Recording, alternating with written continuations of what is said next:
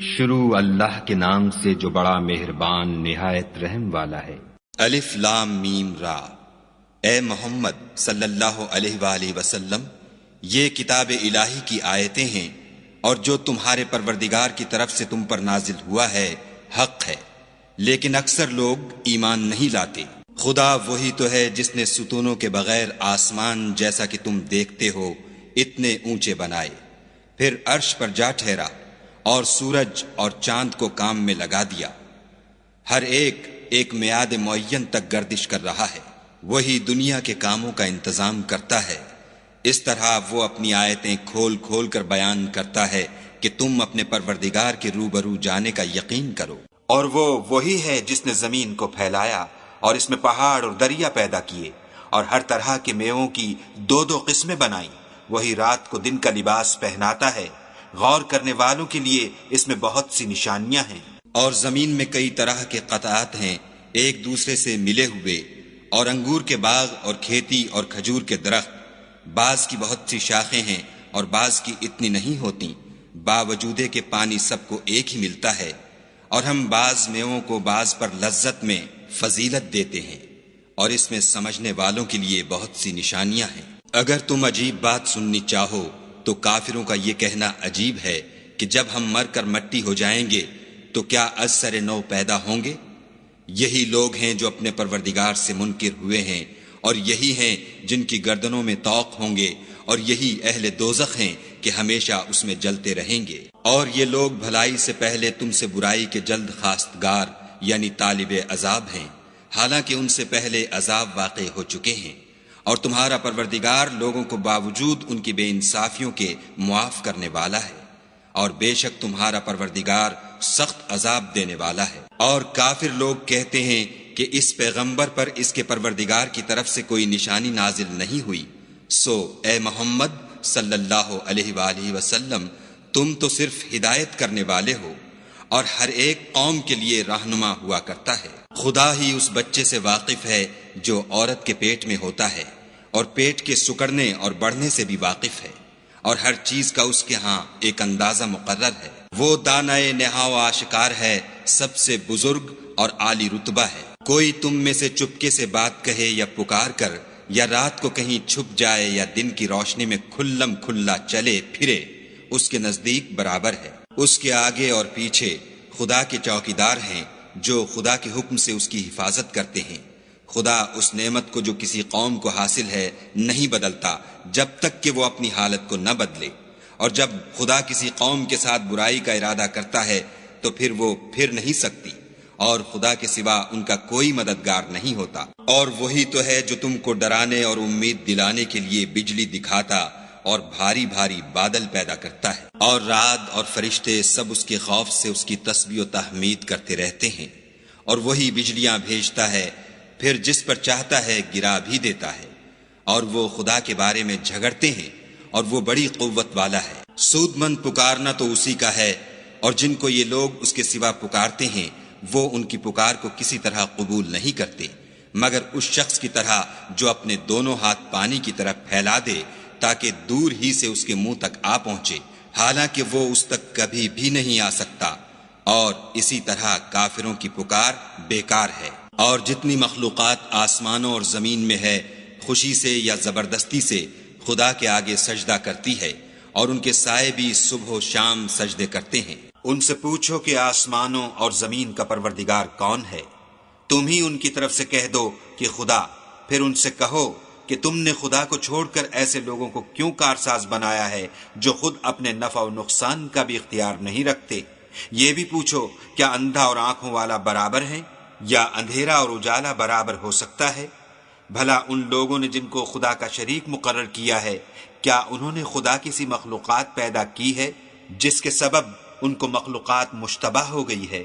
کہہ دو کہ خدا ہی ہر چیز کا پیدا کرنے والا ہے، اور وہ یکتا اور زبردست ہے۔ اسی نے آسمان سے میں برسایا، پھر اس سے اپنے اپنے اندازے کے مطابق نالے بہہ نکلے، پھر نالے پر پھولا ہوا جھاگ آ گیا، اور جس چیز کو زیور یا کوئی اور سامان بنانے کے لیے آگ میں تپاتے ہیں اس میں بھی ایسا ہی جھاگ ہوتا ہے۔ اس طرح خدا حق اور باطل کی مثال بیان فرماتا ہے۔ سو جھاگ تو سوکھ کر زائل ہو جاتا ہے، اور پانی جو لوگوں کو فائدہ پہنچاتا ہے وہ زمین میں ٹھہرا رہتا ہے۔ اس طرح خدا صحیح اور غلط کی مثالیں بیان فرماتا ہے تاکہ تم سمجھو۔ جن لوگوں نے خدا کے حکم کو قبول کیا ان کی حالت بہت بہتر ہوگی، اور جنہوں نے اس کو قبول نہ کیا، اگر روئے زمین کے سب خزانے ان کے اختیار میں ہوں تو وہ سب کے سب اور ان کے ساتھ اتنے ہی اور نجات کے بدلے میں صرف کر ڈالیں، مگر نجات کہاں؟ ایسے لوگوں کا حساب بھی برا ہوگا اور ان کا ٹھکانہ بھی دوزخ ہے، اور وہ بری جگہ ہے۔ بھلا جو شخص یہ جانتا ہے کہ جو کچھ تمہارے پروردگار کی طرف سے تم پر نازل ہوا ہے حق ہے، وہ اس شخص کی طرح ہے جو اندھا ہے، اور سمجھتے تو وہی ہیں جو عقل مند ہیں، جو خدا کے عہد کو پورا کرتے ہیں اور اقرار کو نہیں توڑتے، اور جن رشتہ ہائے قرابت کے جوڑے رکھنے کا خدا نے حکم دیا ان کو جوڑے رکھتے اور اپنے پروردگار سے ڈرتے رہتے اور برے حساب سے خوف رکھتے ہیں، اور جو پروردگار کی خوشنودی حاصل کرنے کے لیے مصائب پر صبر کرتے ہیں اور نماز پڑھتے ہیں، اور جو مال ہم نے ان کو دیا ہے اس میں سے پوشیدہ اور ظاہر خرچ کرتے ہیں اور نیکی سے برائی کو دور کرتے ہیں، یہی لوگ ہیں جن کے لیے عاقبت کا گھر ہے، یعنی ہمیشہ رہنے کے باغات جن میں وہ داخل ہوں گے، اور ان کے باپ دادا اور بیویوں اور اولاد میں سے جو نیکوکار ہوں گے وہ بھی بہشت میں جائیں گے، اور فرشتے بہشت کے ہر ایک دروازے سے ان کے پاس آئیں گے اور کہیں گے تم پر رحمت ہو، یہ تمہاری ثابت قدمی کا بدلہ ہے، اور عاقبت کا گھر خوب گھر ہے۔ اور جو لوگ خدا سے عہد واثق کر کے اس کو توڑ ڈالتے اور جن رشتہ ہائے قرابت کے جوڑے رکھنے کا خدا نے حکم دیا ہے ان کو قطع کر دیتے اور ملک میں فساد کرتے ہیں، ایسوں پر لعنت ہے، اور ان کے لیے گھر بھی برا ہے۔ خدا جس کا چاہتا ہے رزق فراخ کر دیتا ہے اور جس کا چاہتا ہے تنگ کر دیتا ہے، اور کافر لوگ دنیا کی زندگی پر خوش ہو رہے ہیں، اور دنیا کی زندگی آخرت کے مقابلے میں بہت تھوڑا فائدہ ہے۔ اور کافر کہتے ہیں کہ اس پیغمبر پر اس کے پروردگار کی طرف سے کوئی نشانی کیوں نازل نہیں ہوئی؟ کہہ دو کہ خدا جسے چاہتا ہے گمراہ کرتا ہے، اور جو اس کی طرف رجوع ہوتا ہے اس کو اپنی طرف کا رستہ دکھاتا ہے۔ یعنی جو لوگ ایمان لاتے اور جن کے دل یاد خدا سے آرام پاتے ہیں ان کو، اور سن رکھو کہ خدا کی یاد سے دل آرام پاتے ہیں۔ جو لوگ ایمان لائے اور عمل نیک کیے ان کے لیے خوشحالی اور عمدہ ٹھکانہ ہے۔ جس طرح ہم اور پیغمبر بھیجتے رہے ہیں اسی طرح اے محمد صلی اللہ علیہ وآلہ وسلم ہم نے تم کو اس امت میں جس سے پہلے بہت سی امتیں گزر چکی ہیں بھیجا ہے، تاکہ تم ان کو وہ کتاب جو ہم نے تمہاری طرف بھیجی ہے پڑھ کر سنا دو۔ اور یہ لوگ رحمان کو نہیں مانتے، کہہ دو وہی تو میرا پروردگار ہے، اس کے سوا کوئی معبود نہیں، میں اسی پر بھروسہ رکھتا ہوں اور اسی کی طرف رجوع کرتا ہوں۔ اور اگر کوئی قرآن ایسا ہوتا کہ اس کی تاثیر سے پہاڑ چل پڑتے یا زمین پھٹ جاتی یا مردوں سے کلام کر سکتے تو یہی قرآن ان اوصاف سے متصف ہوتا، مگر بات یہ ہے کہ سب باتیں خدا کے اختیار میں ہیں۔ تو کیا مومنوں کو اس سے اطمینان نہیں ہوا کہ اگر خدا چاہتا تو سب لوگوں کو ہدایت کے رستے پر چلا دیتا، اور کافروں پر ہمیشہ ان کے اعمال کے بدلے بلا آتی رہے گی یا ان کے مکانات کے قریب نازل ہوتی رہے گی، یہاں تک کہ خدا کا وعدہ آ پہنچے۔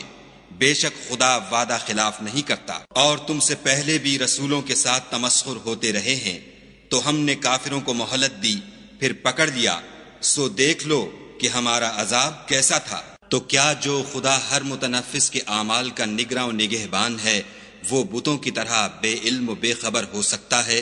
اور ان لوگوں نے خدا کے شریک مقرر کر رکھے ہیں، ان سے کہو کہ ذرا ان کے نام تو لو، کیا تم اسے ایسی چیزیں بتاتے ہو جس کو وہ زمین میں کہیں بھی معلوم نہیں کرتا، یا محض ظاہری باطل اور جھوٹی بات کی تقلید کرتے ہو؟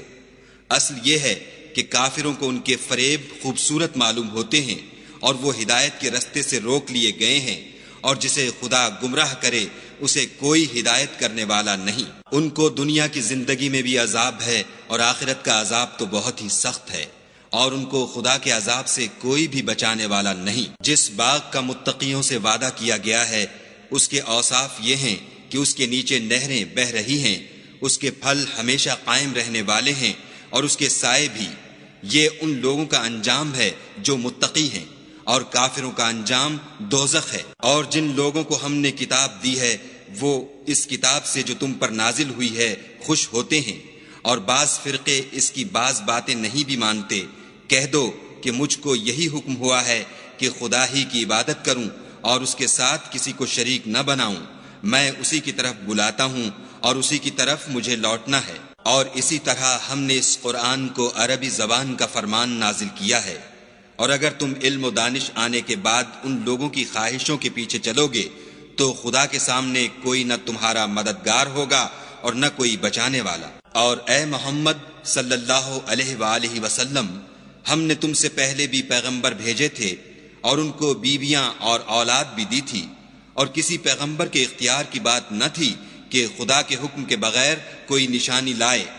ہر حکم قضا کتاب میں مرقوم ہے۔ خدا جس کو چاہتا ہے مٹا دیتا ہے اور جس کو چاہتا ہے قائم رکھتا ہے، اور اسی کے پاس اصل کتاب ہے۔ اور اگر ہم کوئی عذاب جس کا ان لوگوں سے وعدہ کرتے ہیں تمہیں دکھائیں، یعنی تمہارے روبرو ان پر نازل کریں، یا تمہاری مدت حیات پوری کر دیں، یعنی تمہارے انتقال کے بعد عذاب بھیجیں، تو تمہارا کام ہمارے احکام کا پہنچا دینا ہے اور ہمارا کام حساب لینا ہے۔ کیا انہوں نے نہیں دیکھا کہ ہم زمین کو اس کے کناروں سے گھٹاتے چلے آتے ہیں، اور خدا جیسا چاہتا ہے حکم کرتا ہے، کوئی اس کے حکم کا رد کرنے والا نہیں، اور وہ جلد حساب لینے والا ہے۔